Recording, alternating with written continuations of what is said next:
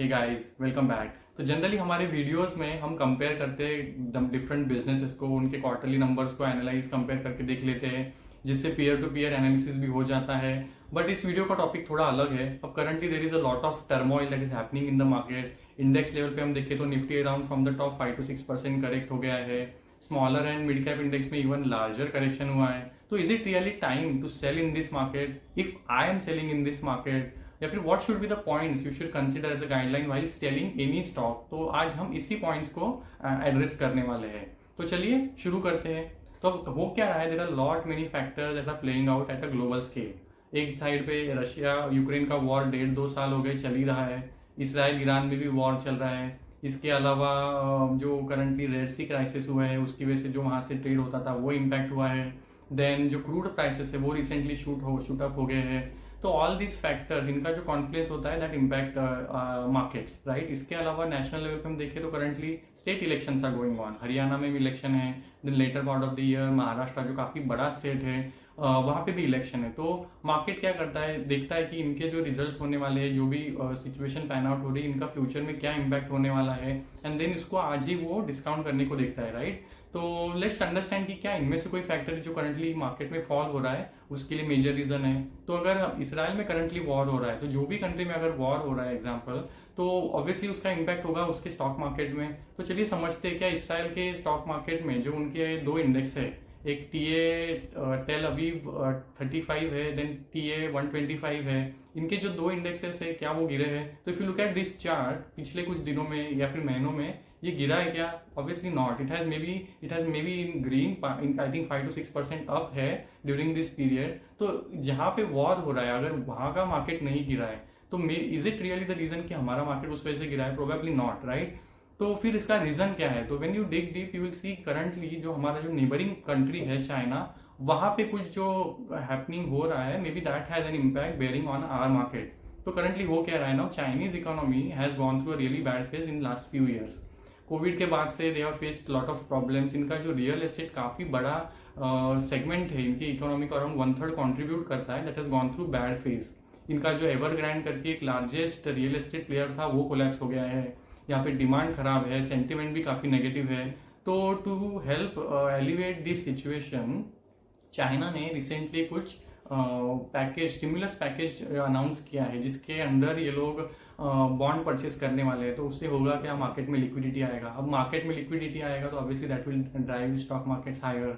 इसके अलावा real estate के कंसर्न्स को एड्रेस करने के लिए ये जो रियल एस्टेट के बायर्स होते हैं उनको कुछ रिलीफ देने वाले इन टर्म्स ऑफ रेट्स। इसके अलावा जो लेंडर्स है उन पे इन्होंने जो रेस्ट्रिक्शंस डाले उनको थोड़ा ये लोग कम कर रहे हैं। तो it is basically trying to address the concerns in the Chinese economy.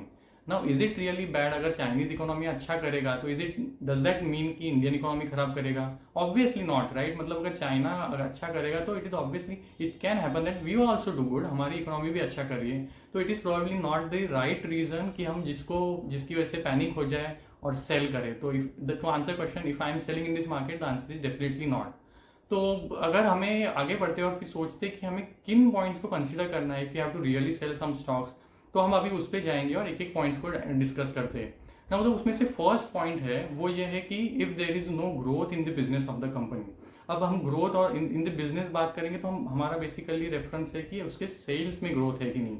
अब कंपनी कोई भी सेगमेंट में काम करे, अगर उसके रेवेन्यूज में ग्रोथ नहीं है, उसका बिजनेस अगर ग्रो नहीं हो रहा है, तो definitely that is a worrying sign. If now that also depends what kind of investor you are, but any kind of investor you are, I mean you will definitely you are in the market for growth, right? I mean don't tell me you are not in the market and you are not looking for a growth। तो आप FD में invest कर लो या फिर there are other instrument, यहाँ पे आपको fix return मिल जाएगा। So if you are a growth investor, you are looking for a growth, you will obviously want your company to show that growth in terms of numbers, right? तो अगर business में growth नहीं है, numbers में growth नहीं है, तो you want like it. And market actually यही देखता है, अगर उसके रेवेन्यूज में ग्रोथ नहीं तो इट पनिशेस दैट। एंड हम जब ग्रोथ की बात करते हैं तो we also refer to growth rate, और इसका मैंने डिटेल में डिस्कशन किया था जब हमने बात किया था कि when does the company make money for its investor. तो maybe you can view that also. तो हमने बोला था कि market is forward looking engine, वो फ्यूचर को देख के चलता है, and then it is concern about growth. And growth के भी स्पेसिफिकली हम बात करें तो growth rate is more important. मतलब अगर कोई कंपनी पास्ट में 30, 40, 50% से ग्रो कर रही है और अगर उसका ग्रोथ 10, 15% पे आ गया, तो it looks like the company का रेवेन्यू ग्रो हो रहा है 10, 15% से, but market is looking it against it's benchmark जो इसने सेट किया था 30, 40, 50% से अगर ग्रो कर रहा था, और अगर उसका ग्रोथ 10, 15% पे आ गया है, तो market even won't like that. So even that falling growth rate is something that you should be worried about. That should caution you. So even falling growth rate is one of the factors you can consider to sell a stock. And obviously, falling अगर growth rate होगा, तो that indicates the future is going to be even worrisome, right? So that is primary concern that I also very religiously follow. अगर किसी market company के business में growth नहीं है, तो that is the first indicator you should consider selling or maybe not add more. Right, तो maybe add other company जो आपके पोर्टफोलियो में, तो बेसिकली इसका वेटेज जो ओवरऑल है कम हो जाएगा. तो that is the first point. अगर बिजनेस में ग्रोथ नहीं है तो यू माइट कंसिडर सेलिंग. जो सेकंड पॉइंट है, अगर कंपनी जो सेगमेंट में काम कर रही है वहाँ पे डिमांड के लिए कुछ हेडविंड्स है, मतलब जहाँ से इसका डिमांड आता है वही सेगमेंट में कुछ हेडविंड चल रहा है, वहाँ से कुछ प्रॉब्लम्स है, तो you want to maybe exit that. अब अगर एग्जांपल के तौर पे बात करें, तो चलिए कंसीडर करते हैं डिमांड का सिचुएशन. अब डिमांड क्या करता है, रेवेन्यू आता है इसका ग्रोसरी से, मेजरली अपैरल वगैरह भी बेचता है, बट मेजरली अभी भी इसका रेवेन्यू कंट्रीब्यूशन आता है ग्रोसरी सामान, ये जो आपका बिस्किट, शैम्पू वगैरह ये सब सामान बेच के आता है. अब इसके लिए जो करंटली सिचुएशन हो रहा है, अगर इसका बिजनेस अपडेट्स की बात करूँ, तो Q2 में अभी इसका बिजनेस अपडेट आया था, और आई थिंक 2 दिन पहले ही आया है, और इसका रेवेन्यू आया है अराउंड 14% ग्रोथ. अब कंपनी का जो स्टॉक है वो ट्रेड कर रहा है अराउंड 116, 120 के आसपास इसका पी है, और अगर 120 की पी पे आप 14 का रेवेन्यू ग्रोथ दे रहे हो ना, you tell me is it really justifiable. मतलब कंपनी ने जो हाई बनाया था अराउंड 5300 का, वो बनाया था 2021 में. अब वहाँ से 3-3.5 साल हो गए, the stock has not done anything, and investor जो है दे आर जस्ट होपिंग कि कंपनी कुछ मिरेकल कर लेगा. Now does it happen that way, like आपके रेवेन्यू में कोई ग्रोथ नहीं, यू आर ट्रेडिंग एट 120. अब वो क्या रहा है, यहाँ पे डिमांड के लिए हेडविंड्स है, और वो क्यों है, because there is a lot of competition. ये जो नए प्लेयर्स आए हैं which are quick delivery, quick service वाले जो प्लेयर्स है, जैसे ब्लिंकिट हो गया, या फिर बिग बास्केट का है, इंस्टामार्ट है, तो ये जो क्विक डिलीवरी सर्विस प्लेयर्स है, इन्होंने धीरे धीरे मार्केट कैप्चर करना शुरू किया. ये भी ऑब्वियसली यही सब जो ग्रॉसरी वाला सामान है वो डिलीवर करते हैं विद इन 10, 15, 20 मिनट्स. तो इसकी वजह से DMart has started facing lot more competition, and यही रीज़न है कि इनके बिजनेस में उतना प्रोबेबली ग्रोथ नहीं है. और on that high P you are growing at at a very mediocre pace, and demand में आपको हेडविंड्स दिख रहा है. This is a perfect example, जहाँ पे एक लाइक डिमांड में आपका जहाँ से डिमांड आता था वहाँ पे आपको हेडविंड्स दिख रहा है, तो you may be want to consider selling that. ये एक one of the second primary reasons है. डिमांड में आपका अगर कोई हेडविंड्स है, you might want to exit. तो अगर थर्ड पॉइंट की हम बात करें, कोई भी रेगुलेटरी हेडविंड्स है या फिर रेगुलेटरी कोई एक्शन हुआ है, तो देयर आर मेनी सेक्टर्स, जैसे बैंकिंग हो गया, NBFCs हो गया, या फिर जो ब्रोकरेज कंपनीज है, जो काफ़ी रेगुलेटेड ये सब बिजनेस होता है. इसमें रेगुलेटर काफ़ी एक पैनी नज़र बना के रखता है कि कुछ भी यहाँ वहाँ हो जाए तो will make some regulatory action, and उसको इम्पैक्ट उसके बिजनेस में तुरंत होता है. अगर काफ़ी एग्जाम्पल्स है, अगर मैं बात करूँ IIFL की, IIFL फाइनेंस क्या करता है, इनका मेजरली बिजनेस आता है गोल्ड फाइनेंस से. 1/3 अराउंड 33 to 35 इनका बिजनेस आता है, ग्रोथ जो रेवेन्यू है वो आता है गोल्ड फाइनेंस से. अब कंपनी के बिजनेस में मार्च में ड्यूरिंग दिस ईयर मार्च एक रेगुलेटरी एक्शन हो गया, गोल्ड डिसबर्स के लिए RBI ने बैन लगा दिया. क्योंकि क्या कर रहे थे ये लोग, जो लोन का वैल्यू अगेंस्ट जो उसके अगेंस्ट जो लोन डिसबर्स कर रहे थे, दैट वाज मोर देन जो RBI के गाइडलाइंस है. अब निर्मल जैन सर ने, जो इसके MD वगैरह चेयरमैन है, उन्होंने काफ़ी इस पे एक्सप्लेनेशन दिया कि this is operational issue, this is not a governance issue that company is going through.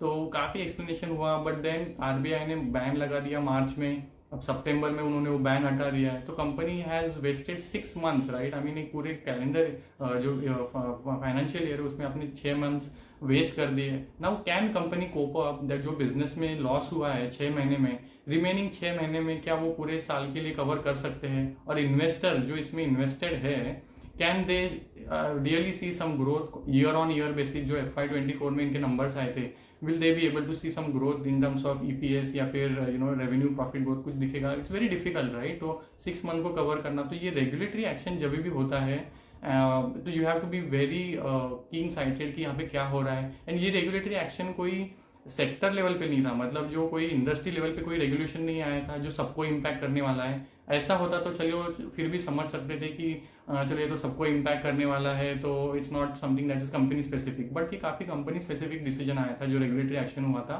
IIFL के केस में। So this is probably one of the factors you have to very seriously and carefully consider. कोई भी regulatory action company specific होता है, तो that might be one of the reasons you exist first. So I was also part of, I was holding IIFL, and when this news came out, I just told it. I mean, you can't just stick to Nirmal Jain कितना भी अच्छा management है, company कितना भी past में अच्छा किया है, but you can't just stick to business because now you are going to waste that money. अगर इफ यू जस्ट बिलीव कि कुछ मिरेकल हो जाएगा and you just stay invested with the hope कि कंपनी अच्छा कर लेगा, तो आपका your money will stay stuck in that, and that's also an opportunity loss because there are lot many other companies. ऐसा तो नहीं है कि हमें IIFL फाइनेंस ही पैसा बनाना है, right? I mean other companies है, you can divert your money, take money out and invest somewhere else. तो दिस इज थर्ड पॉइंट जो काफी मेजर है। You have to very carefully understand, कोई भी रेगुलेटरी एक्शन होता है तो maybe you want to exit या फिर not add more there, so overall maybe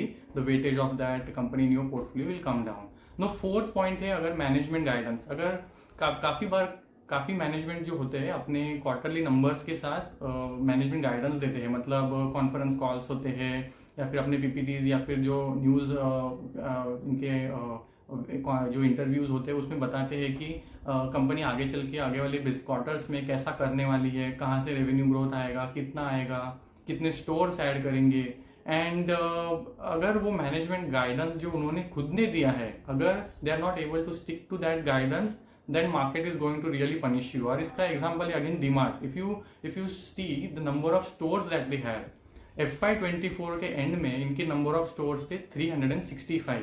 अब मैनेजमेंट का कहना था कि will be adding around 40-45 stores in entire year, और अभी आधा साल तो हो गया है, राइट? Q1 हो गया, Q2 हो गया है, और इनका अभी स्टोर काउंट पहुंचा है 379।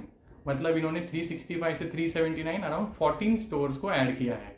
इनका गाइडेंस क्या था? 45-50 स्टोर्स ऐड करने का। स्टोर्स ऐड किया है by the half time 14। Now you tell me, can they really will be able to cover for the number जो उन्होंने खुद का गाइडेंस है 40-45 का?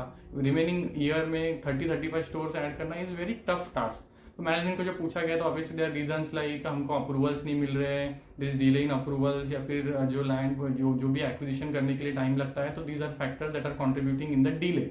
But whatever the reason is, but आपने जो गाइडेंस दिया था, you are not able to deliver on that guidance, and market is definitely not liking going to like that, and obviously stock is going to correct, and maybe price correction ज्यादा ना हो because काफी stable establish company है, dividend देती है, track record अच्छा है, तो प्राइस करेक्शन शायद उतना ना हो, but then it will remain stuck in those price bands. Time correction होगा एंड इन्वेस्टर्स का पैसा अटका रहेगा।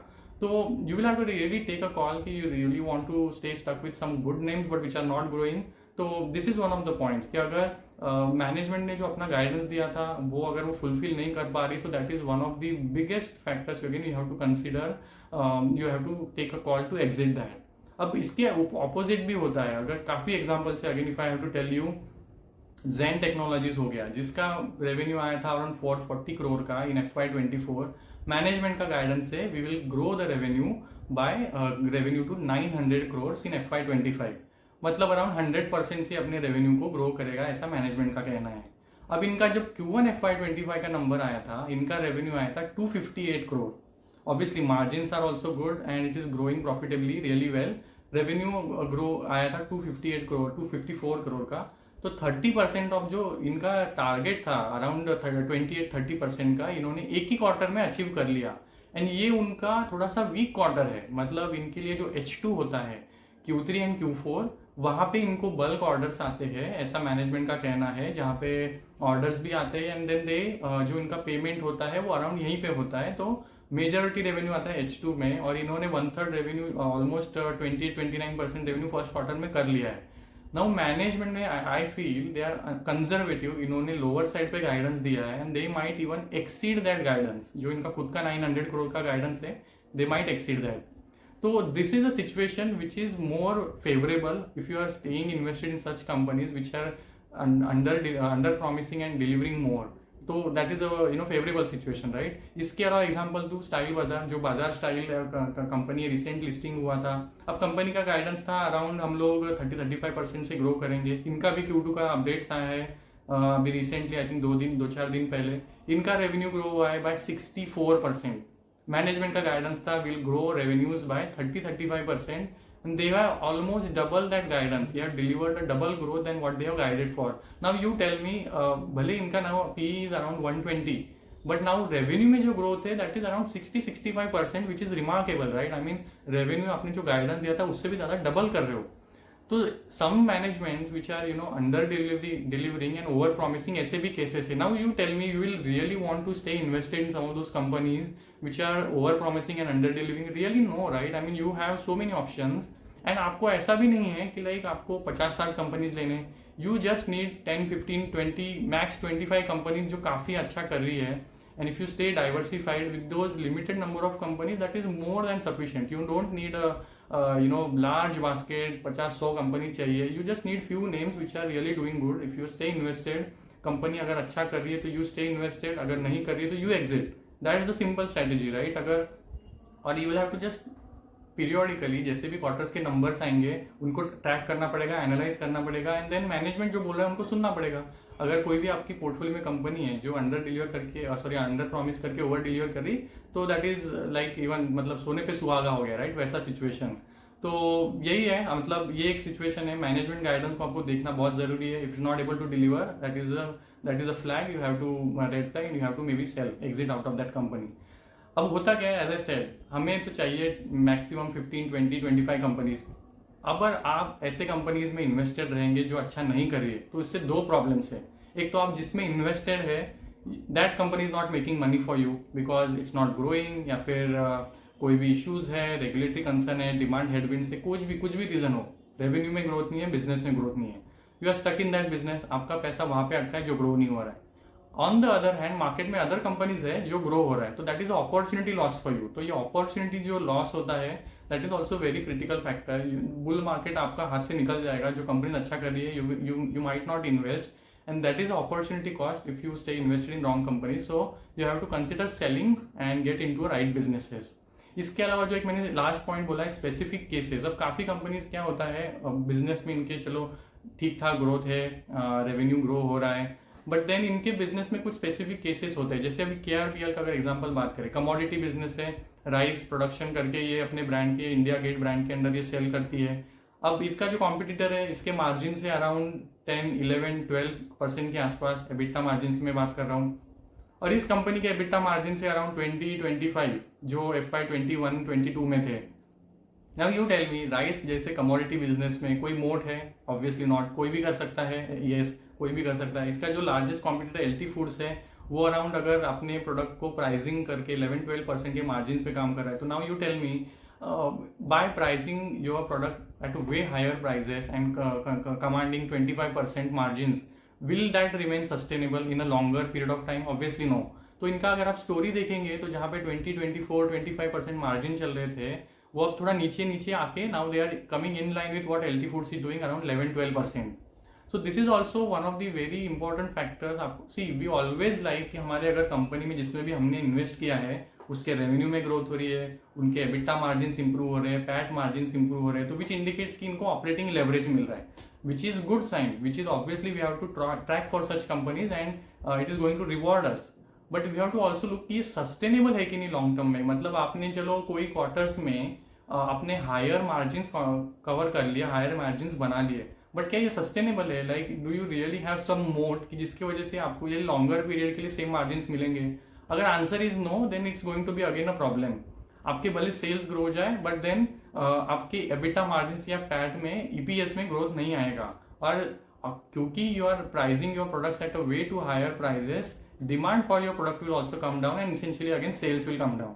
सो इट्स अ साइकिल, राइट? तो you have to also look कि अगर ऐसे कोई स्पेसिफिक केसेस है, like I always mention about KRBL का केस, तो I have specifically made that comparison also, LT Foods and KRBL, maybe if you want to review that. So this is again case which we have to consider. अगर ऐसा कुछ है तो you again don't want to add more, या फिर you want to also exit that company. तो ये सारे पॉइंट्स है प्राइमरीली, जो 5 to 6 पॉइंट्स है जिसके मैंने बात किया, जो I primarily consider when deciding if I have to really sell the stock. अब मैं when do I on the contrary decide when not to sell the stock. अब काफ़ी बार कंपनीज जो होती है वो काफ़ी हाई पी पे ट्रेड करती है. अब जेन टेक्नोलॉजीज की बात करें 1995 98 पे इसका पी चल रहा है, और ऐसे मेरे पास बहुत सारे कंपनीज है जो हाई पी पे है. वरुण बेवरेजेस है, KPIT है, स्टाइल बाजार भी मेरे को आईपी में ऑब्वियसली लगा नहीं था, but then I bought after the IPO listing, नीचे मिल गया मुझे, I bought it because it's a high growth company. अब 120 के पी पे चल रहा है, डजंट मीन कि ये ग्रो नहीं होगा. ठीक है, आपको पी वाला ग्रोथ नहीं मिलेगा, पी एक्सपांशन शायद ना होगा, बट अर्निंग्स में तो ग्रोथ है.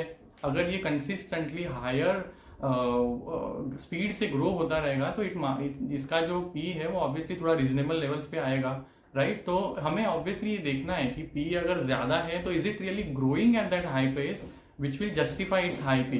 तो I definitely don't sell if companies are really trading at high PEs, and there are lot many examples. आप ट्रेंड का एग्जांपल देख लीजिए, अगर आप और एग्जांपल्स ले, Varun Beverages again very good example, हमेशा हाई पीस पे ट्रेड करता है. KPIT 70-75 के पीस पे ट्रेड करता है. देन सोना कॉम्स है जो ऑटो इंसिलियरी है, हाई बिजनेस, हाई ग्रोथ वाले बिजनेसेस हैं, but then they are consistently staying above those PEs while they are growing their businesses, right? So it's definitely not a reason चलो high P है तो चलो exit कर लो, बेच के पैसा निकाल लो. obviously not a reason. You have to track businesses. If it is growing, justifying those valuations at a high pace, then you can stay invested. आपका पैसा फिर भी बन जाएगा. एंड देन कोई, चलो last point, when I don't sell, जब भी कोई एक्सीडेंटल कोई वन ऑफ केस हो जाता है बिजनेसेस में, then you might not want to sell that. अभी इसका क्लासिकल एग्जांपल है, पॉलीकैप करके कंपनी है वायर एंड केबल स्पेस में. I had covered this in Q1 also, और ये मेरे पोर्टफोलियो में काफ़ी लॉन्ग टाइम से है. नाउ इस कंपनी में start of this year around Jain regulatory action हुआ था. इन पे IT के इनकम टैक्स के रेट्स हो गए थे. Now when income tax rates happen, इसका जो स्टॉक प्राइस है वो अराउंड 30-35% से नीचे आ गया था. Around if I remember correctly 5500 5800 के आसपास से 3900 पे आ गया था. 30-35% करेक्ट हो गया था. There was lot of panic in the stock. 2-4 दिन तक ये इसी प्राइस पे हॉवर कर रहा था, बट देन लेटर ऑन कुछ हुआ ही नहीं. लाइक IT रेट्स हुए एंड उसका कुछ भी फॉलो आउट नहीं था. There was not even coverage in the news after that. अगर आप रिसेंट इनके नंबर देखेंगे तो they have again delivered on their number. Decent growth है पिछले क्वार्टर्स में. Now this quarter is again going to be good for them, जो आने वाले क्वार्टर्स रहेंगे. तो ऐसे जो वन ऑफ इंसिडेंट्स होते हैं, these actually create opportunities for you to buy. So I mean, if you really ask me, I mean, I genuinely bought during that time. I added more. I increased my weightage in that stock, and it has. If you look at now, it is now currently trading around 7,000. तो 3900 पे वो चल रहा था जब भी आपको investors को you could have bought that. So ऐसे जो वन ऑफ इंसिडेंट्स होते हैं तो you should actually take benefit out of that. मैं और एक एग्जांपल देता हूँ, JTL इंडस्ट्रीज. नाउ इसमें मैं I don't hold any position. JTL industries का मैंने अभी Q2 का बिजनेस अपडेट्स को कवर किया था. अब इसमें भी ऐसा एक न्यूज़ आया था around I think March of this year itself. इसमें कोई हवाला ट्रेडर करके एक है, कोई दुबई बेस्ड, जिसका कोई स्टेक है, ऐसा न्यूज़ आया था. Now it corrected after that news around 30-35%. Again I share the chart with you can go through that. 30-35% correction हो गया. देन अगेन बिजनेस में कोई इम्पैक्ट नहीं. इसका Q2 का बिजनेस रिजल्ट्स भी अच्छा है. Q1 was seasonally weak for them because of election and heat wave जो भी है. बट देन अभी Q2 का नंबर्स, इनके वॉल्यूम्स अच्छे आए हैं. बिजनेस में कोई भी इम्पैक्ट नहीं है. वो हवाला ट्रेडर का जो भी न्यूज़ था, I don't know where that rumour came, JTL 35-30% नीचे गिर गया, and then now it has always it has come back, right. I mean जहाँ से गिरा था almost it has reach those levels. Now such kind of opportunity, जो one of incidents होते हैं, रूमर्स आते हैं मार्केट में, कुछ भी पैनिक होता है, these are actually uh points और time to actually add on to. अगर आपको सच में उस बिजनेस में कन्विक्शन है, आपको भरोसा है, मैनेजमेंट अच्छा है, कंपनी अच्छा है, if you really understand business, it is opportunity for you to add and it's not an opportunity to sell. So you have to be very clear in your mind कि आपको ये बेचना है कि maybe have to add that. So these are some of the points I actually really wanted to cover this. ये मैं काफ़ी time से दिमाग में था, and now this panic in the market just made me to just get ahead with that idea. तो यही तक रखते हैं. These are the principles I genuinely follow, and if you have any concerns or queries, do let me know. I'll try to address in the upcoming videos. And obviously Now Q2 numbers have started coming in the upcoming videos. I am going to cover some of really interesting businesses. To do follow and share or subscribe. I'll see you in this soon in the next video.